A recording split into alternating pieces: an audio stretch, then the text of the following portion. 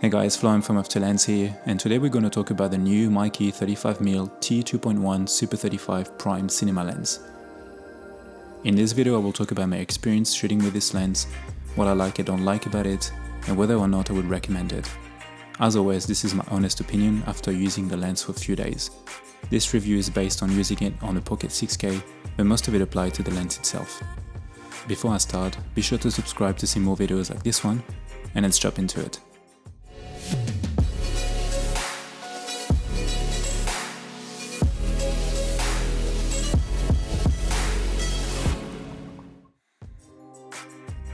So about a year ago, I bought, used and reviewed the MEIKE Micro Four Thirds 25mm and I loved it. And a few months ago, after watching the video, MEIKE actually reached out to me and asked me if I wanted to test out the soon to be released Super 35 Prime lenses, and I said yes.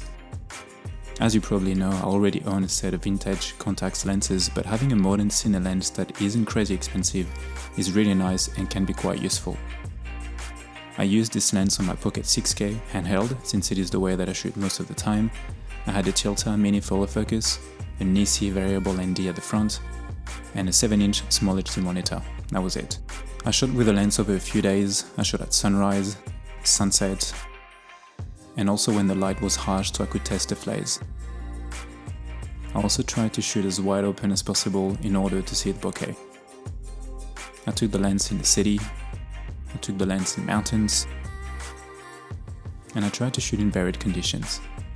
I shot everything mostly between T2.1 and 5.6, with the exception of some shots at T11 to T16. So first of all, what makes a cinema lens? As in my previous MEIKE video, let's go quickly over the differences between a cinema lens and a regular lens or photography lens. So first of all, the aperture is measured in T-stop as opposed to f-stop. The markings are usually on the side. This is for the focus puller to be able to pull focus. The aperture is declicked, which allows you to change aperture seamlessly. There is a long focus throw, which allows for smooth and precise adjustments. And cine lenses usually come in set, so you get the same filter size in order to easily swap filters, matte boxes. They also usually have the same or very similar T-stop. At this moment, this 35mm lens is the first of its set. So first impressions. The lens is nicely finished and built, and it looks quite good as well in my opinion. It is very similar to the Micro Four Thirds version, just bigger. There is a good weight and size. It is roughly the same size as my Canon 16-35 f4, but heavier and feels a lot sturdier. The focus ring and aperture ring are smooth. It has industry standard 0.8mm pitch gears on the focus and the aperture rings. And of course you have markings on the side in both meters and feet. So features and specs. This lens is an EF mount, which means it fits my BMPCC 6K without any adapters, and it can also be used with many cameras using this mount. It also comes in PL mount. It is a manual lens, so will not talk to the camera.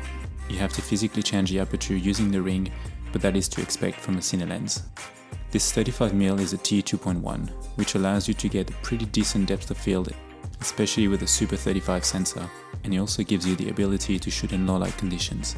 In terms of price, this lens is only $540 which is pretty amazing being a T2.1 and that it covers Super 35 sensors. I can't really think of any other lens in this price point that would offer the same features.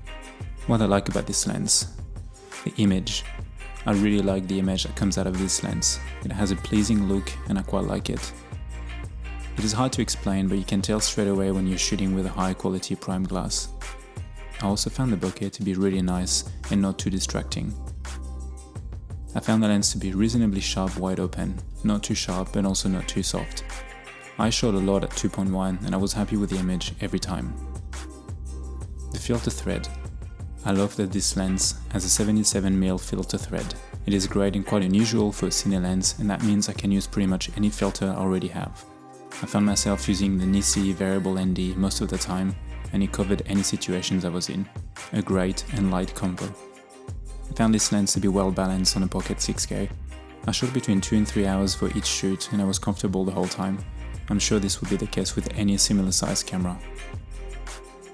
I also didn't notice any focus breathing issues, which is great.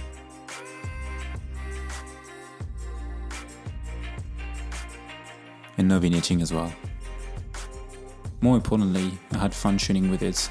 and it didn't get in the way.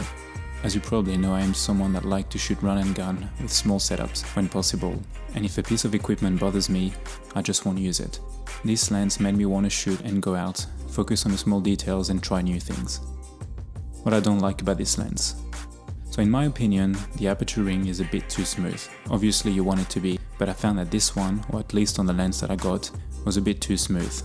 I actually accidentally touched it a few times at the start, which moved the aperture from T2.1 to around 3, but then I got used to the placement as I was shooting. Flares. Flares are more of a personal taste, but I did find them to be a little bit too strong. As you can see on those shots, there's a bit of veil in flare. The conditions were really bright though, but it is worth mentioning. You also do lose quite a bit of contrast when facing the light directly. Again, the light was very harsh, but still.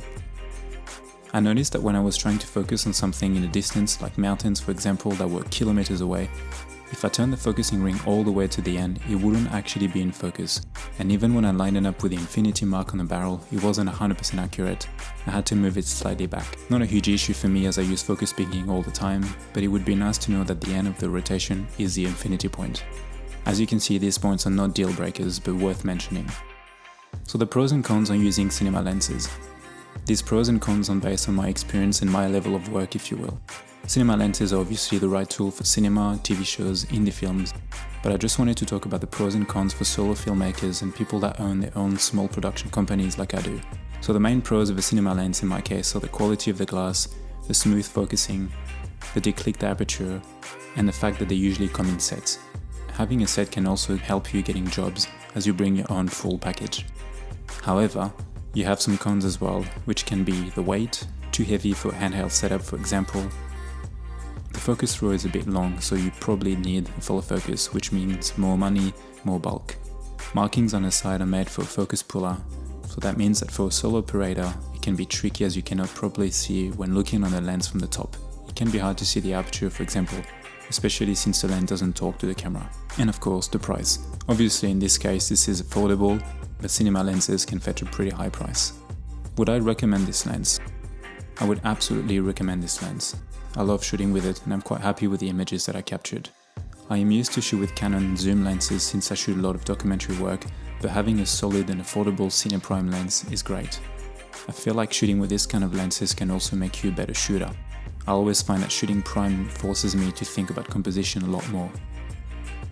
If you can afford it, and if you are in the market for a cinema lens for your Super 35 sensor, I would say go for it 100%. When paired with a camera like a BMPCC 6K, it makes for a very serious yet compact cinema kit. My only wish is that they would have released a 25mm first, as I prefer shooting slightly wider or tighter, but it makes sense to release the 35mm first. I am looking forward to be testing the new ones when they eventually come out. I hope you've enjoyed this quick review of the MEIKE 35mm Super 35 Cine Prime. Be sure to subscribe for more videos like this one, and let me know in the comments if you're thinking of getting this lens or if you have any questions. As always, thanks for watching and I'll see you in the next one. Bye.